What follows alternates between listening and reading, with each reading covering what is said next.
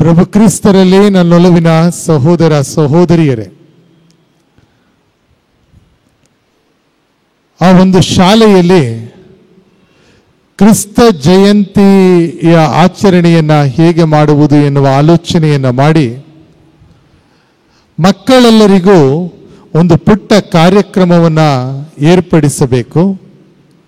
ಆ ಕಾರ್ಯಕ್ರಮದಲ್ಲಿ ಅತ್ಯುತ್ತಮ ನಟನೆಯನ್ನು ಮಾಡಿದಂತಹ ಮಗುವಿಗೆ ಪ್ರಶಸ್ತಿಯನ್ನು ಕೊಡಬೇಕು ಅಂತ ಹೇಳಿ ಯೋಚನೆ ಮಾಡ್ತಾರೆ. ಸರಿ, ಮಕ್ಕಳ ಆಯ್ಕೆ ನಡೆಯುತ್ತದೆ. ಆಯ್ಕೆ ನಡೀತಾ ಇರಬೇಕಾದ್ರೆ ಯೇಸು ಕ್ರಿಸ್ತರ ಪಾತ್ರವನ್ನು ಯಾರು ಮಾಡಬೇಕು ಅಂತೇಳಿ ಒಂದು ಪುಟ್ಟ ಮಗನ ಆರಿಸ್ಕೊಂಡು, ಮರಿಯಳ ಪಾತ್ರವನ್ನು ಯಾರು ಮಾಡಬೇಕು ಅಂತ ಹೇಳಿ ಮತ್ತೊಂದು ಮಗುವನ್ನು ಆರಿಸಿಕೊಂಡು, ಜೋಸೆಫರ ಪಾತ್ರವನ್ನು ಯಾರು ಮಾಡಬೇಕು ಅಂತ ಎಲ್ಲರಿಗೂ ಒಂದೊಂದು ಪಾತ್ರ ಕೊಡಬೇಕು. ಕುರಿನೂ ಆ ಮಕ್ಕಳೇ, ದನಗಳು ಅಲ್ಲಿರುವಂಥ ಮಕ್ಕಳೇ. ಆ ಗೋದಲಿಯ ಚಿತ್ರಣ ಹಾಗೂ ಯೇಸುಕ್ರಿಸ್ತರ ಜನನವನ್ನು ತಿಳಿಯಪಡಿಸುವಂತಹ ಆ ಚಿತ್ರಣವನ್ನು ಲಿವಿಂಗ್ ಕ್ರಿಬ್ ಅಥವಾ ನೈಜ ಗೋದಲಿಯನ್ನು ನಿರ್ಮಿಸುವಂತಹ ಸ್ಪರ್ಧೆ ಅದಾಗಿರುತ್ತದೆ.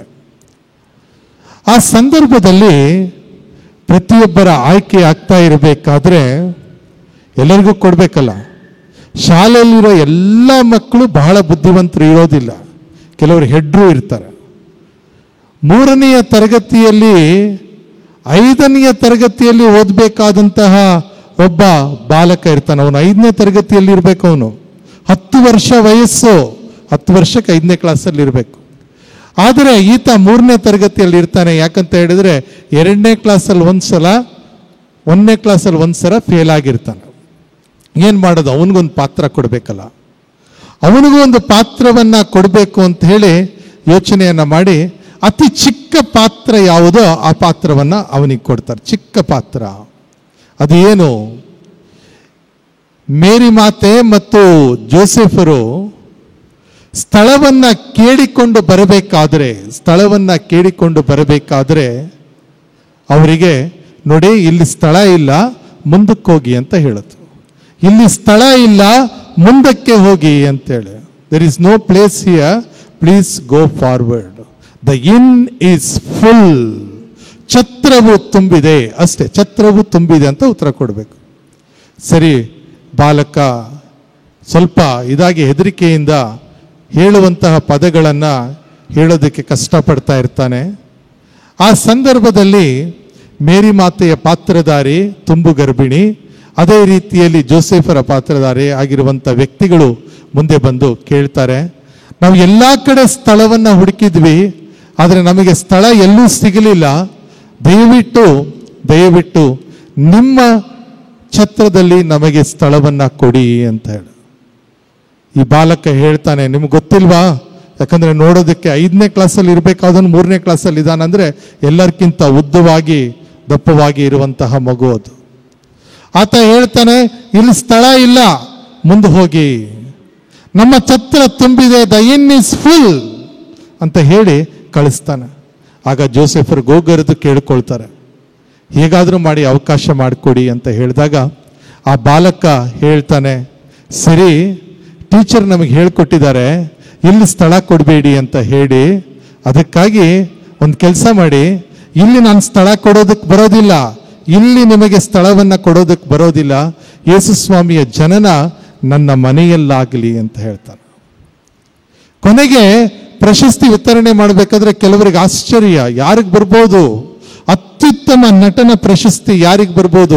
ಯಾವ ಮಗು ತೀರ್ಪುಗಾರರ ಮೆಚ್ಚುಗೆಗೆ ಪಾತ್ರವಾಗಿದೆ ಅಂತ, who has won the judgements heart ಅಂತ ಹೇಳ್ತಾ ಇರಬೇಕಾದ್ರೆ ಅಲ್ಲಿ ಗೆದ್ದಿದ್ದು ಯಾರೂ ಅಲ್ಲ, ಈ ಮಗು, ಈ ಬಾಲಕ.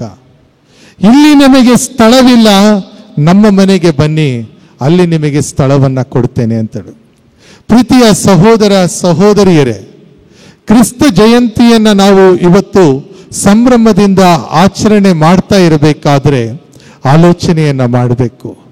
ಯೇಸು ಕ್ರಿಸ್ತರು ಎಲ್ಲಿ ಜನಿಸಲು ಬಯಸುತ್ತಾರೆ? ಯೇಸು ಕ್ರಿಸ್ತರು ಎಲ್ಲಿ ಜನಿಸಲು ಬಯಸುತ್ತಾರೆ? ಅವರು ಆಯ್ಕೆ ಮಾಡಿಕೊಳ್ಳುವಂತಹ ಸ್ಥಳ ದೊಡ್ಡ ದೊಡ್ಡ ಅರಮನೆಗಳಲ್ಲ. ನಮ್ಮ ಎಲ್ಲ ಅಲಂಕಾರಗಳು ಗೌಣವಾಗುತ್ತವೆ. ಬದಲಾಗಿ ಅವರು ಕೇಳೋದು ನಮ್ಮ ಹತ್ರ ಏನು? ನಿನ್ನ ಹೃದಯದ ಬಾಗಿಲನ್ನು ತೆರಿ, ನಾನು ಅಲ್ಲಿ ಬರ್ತೇನೆ ಅಂತೇಳಿ. ಪ್ರಕಟಣಾ ಗ್ರಂಥ 3ನೇ ಅಧ್ಯಾಯ 20ನೇ ವಚನದಲ್ಲಿ ನಾವು ನೋಡ್ತೇವೆ. ಏನು ಹೇಳ್ತಾರೆ ಸ್ವಾಮಿ? ಇಗೋ, ಬಾಗಿಲ ಬಳಿಯಲ್ಲಿ ನಿಂತು ಕದವನ್ನ ತಟ್ಟುತ್ತಾ ಇದ್ದೇನೆ. ಯಾರಾದರೂ ನನ್ನ ಸ್ವರವನ್ನ ಆಲಿಸಿ ಕದವನ್ನ ತೆಗೆದರೆ ನಾನು ಆತನ ಸಂಗಡ ಆಕೆ ಸಂಗಡ ಊಟವನ್ನ ಮಾಡ್ತೇನೆ ಅಂತೇಳಿ. ಪ್ರೀತಿಯ ಸಹೋದರ ಸಹೋದರಿಯರೇ, ನಾವು ಕೂಡ ನಮ್ಮ ಜೀವನದಲ್ಲಿ ಪ್ರಭು ಯೇಸು ಕ್ರಿಸ್ತರ ಜನನಕ್ಕೆ ಅವಕಾಶವನ್ನ ಮಾಡಿಕೊಡಬೇಕು. ಎಂತಹ ಹೃದಯ! ನಿಜಕ್ಕೂ ಪಾಪದಿಂದ ತುಂಬಿರುವಂತಹ ನಿಜ ಪಾಪಿಗಳು ನಾವಾಗಿದ್ದರೂ ಕೂಡ ಆ ಸ್ವಾಮಿ ನಮ್ಮ ಹೃದಯವನ್ನ ತೆರೆದಿಟ್ಟು ಅವರಿಗೆ ಸ್ವಾಗತವನ್ನ ಮಾಡಿದಾಗ ಖಂಡಿತವಾಗಿಯೂ ಅವರು ನಮ್ಮ ಹೃದಯದಲ್ಲಿ ಬಂದು ನೆಲೆಸ್ತಾರೆ. ಈ ಧರೆಗೆ ಪ್ರಭು ಯೇಸು ಕ್ರಿಸ್ತರು ಬಂದಾಗ ಹೊತ್ತುಕೊಂಡು ಬಂದಂತಹ ಸಂದೇಶ ಏನು? ದೂತರ ಮೂಲಕ ನುಡಿದಂಥ ಅದೇ ಮಾತುಗಳು. ಮಹೋನ್ನತದಲ್ಲಿ ದೇವರಿಗೆ ಮಹಿಮೆ, ಭೂಲೋಕದಲ್ಲಿ ಸುಮನಸ್ಕರಿಗೆ ಶಾಂತಿ. ಬಹಳ ಮುಖ್ಯವಾದಂತಹ ಪದ ಅದು. ಸುಮನಸ್ಕರಿಗೆ ಶಾಂತಿ ಎನ್ನುವಂಥ ಪದ ಯಾವಾಗ ಅಂತ ಹೇಳಿದ್ರೆ, ಯಾವ ವ್ಯಕ್ತಿ ಒಳ್ಳೆಯ ಮನಸ್ಸಿನವನಾಗಿರುತ್ತಾನೋ, ಯಾವ ವ್ಯಕ್ತಿ ಒಳ್ಳೆಯ ಮನಸ್ಸಿನವನಾಗಿರ್ತಾನೆ, ಬೇರೆ ಏನನ್ನು ದೇವರು ಕೇಳೋದಿಲ್ಲ. ಅವರು ಕೇಳೋದು ಒಳ್ಳೆಯ ಮನಸ್ಸನ್ನು ಮಾತ್ರ. ಯಾವ ವ್ಯಕ್ತಿ ಒಳ್ಳೆಯ ಮನಸ್ಸಿನವನಾಗಿರುತ್ತಾನೋ ಆತನಿಗೆ ಶಾಂತಿ ಸಮಾಧಾನ ದೊರೆಯುತ್ತದೆ. ಆ ಶಾಂತಿ ದೂತ ಆತನ ಹೃದಯದಲ್ಲಿ ಜನಿಸುತ್ತಾನೆ ಎನ್ನುವುದೇ ಆಗಿದೆ.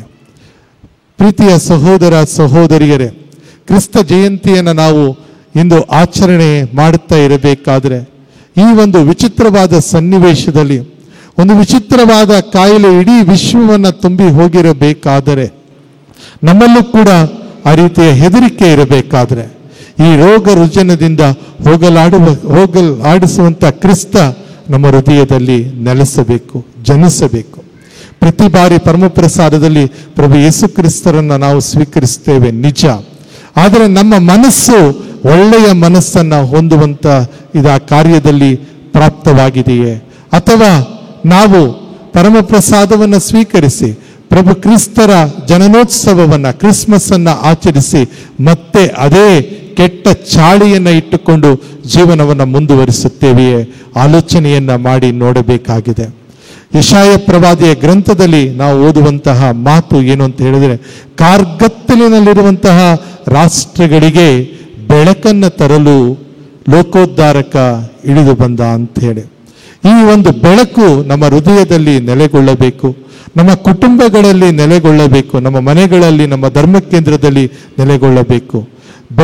ಬೆಳಕಾಗಿರುವ ಪ್ರಭು ಯೇಸು ಕ್ರಿಸ್ತರ ಜನನಕ್ಕೆ ನಾವು ಅವಕಾಶವನ್ನ ಮಾಡಿ ಕೊಡುತ್ತಾ ಇರಬೇಕಾದರೆ, ಅದೇ ರೀತಿಯಲ್ಲಿ ಯೋಹಾನನ ಶುಭ ಸಂದೇಶ 3ನೇ ಅಧ್ಯಾಯ 15 ಮತ್ತು 16ನೇ ವಚನದಲ್ಲಿ ಕಂಡುಬರುವಂಥ ಮಾತು ನಮ್ಮ ಹೃದಯದಲ್ಲಿ ನೆಲೆಗೊಳ್ಳಬೇಕು. ದೇವರು ಈ ಲೋಕವನ್ನು ಎಷ್ಟಾಗಿ ಪ್ರೀತಿಸಿದರೆಂದರೆ ತಮ್ಮ ಏಕೈಕ ಪುತ್ರನನ್ನು ಈ ಧರೆಗಾಗಿ ದಾರೆ ಎರೆದರು ಅಂತ ಹೇಳಿ. ದೇವರ ಪ್ರೀತಿಯ ದ್ಯೋತಕವಾಗಿ ಜನಿಸಿದಂಥ ಪ್ರಭು ಯೇಸು ಕ್ರಿಸ್ತರು ಅದೇ ಪ್ರೀತಿಯನ್ನು ನಮ್ಮ ಹೃದಯದಲ್ಲಿ ಹರಡುವಂತೆ ಆಗಲಿ. ನಾವು ನಮ್ಮಲ್ಲೂ, ನಮ್ಮ ಮನೆಗಳಲ್ಲೂ, ನಮ್ಮ ಕುಟುಂಬಗಳಲ್ಲೂ ಪ್ರೀತಿಯನ್ನು ಪಸರಿಸುವ, ಶಾಂತಿಯನ್ನು ಹರಡುವ, ಬೆಳಕನ್ನು ಹರಡುವಂತಹ ಕಾರ್ಯವನ್ನು ಮಾಡಿದಾಗ ನಿಜಕ್ಕೂ ಕ್ರಿಸ್ಮಸ್ ಹಬ್ಬದ ಆಚರಣೆಗೆ ಒಂದು ಅರ್ಥ ದೊರೆಯುತ್ತದೆ. ನಾವು ಎಷ್ಟು ಬೆಳಕನ್ನು ಹಾಕಬಹುದು, ದೊಡ್ಡ ದೊಡ್ಡ ದೀಪಗಳನ್ನು ಹಾಕಬಹುದು, ವರ್ಣರಂಜಿತವಾದಂತಹ ಸೀರಿಯಲ್ ಸೆಟ್ಗಳನ್ನು ಹಾಕಬಹುದು. ಆದರೆ ನಮ್ಮ ಹೃದಯದಲ್ಲಿ ಒಳ್ಳೆಯ ಮನಸ್ಸನ್ನು ಇರಿಸಿಕೊಂಡು ಜೀವನವನ್ನು ನಡೆಸುವಂಥ ಶಕ್ತಿಯನ್ನು ನಾವು ಪಡೆದುಕೊಳ್ಳದಿದ್ದರೆ ಎಲ್ಲವೂ ವ್ಯರ್ಥವಾಗುತ್ತದೆ. ಪ್ರೀತಿಯ ಸಹೋದರ ಸಹೋದರಿಯರೇ, ಅದೇ ಪ್ರಭು ಯೇಸು ಕ್ರಿಸ್ತರು ನಮ್ಮ ಹೃದಯಗಳಲ್ಲಿ ಜನಿಸುವಂತೆ ಆಗಲಿ. ಸುಮನಸ್ಕರಾಗಿ ಅವರನ್ನು ಸ್ವೀಕರಿಸೋಣ. ಶಾಂತಿದೂತರಾಗಿದ್ದಂಥ ಪ್ರಭು ಯೇಸು ಕ್ರಿಸ್ತರು ಎಂದೆಂದಿಗೂ ನಮ್ಮಲ್ಲಿ ನೆಲೆಗೊಳ್ಳಲಿ. ಆಮೆನ್.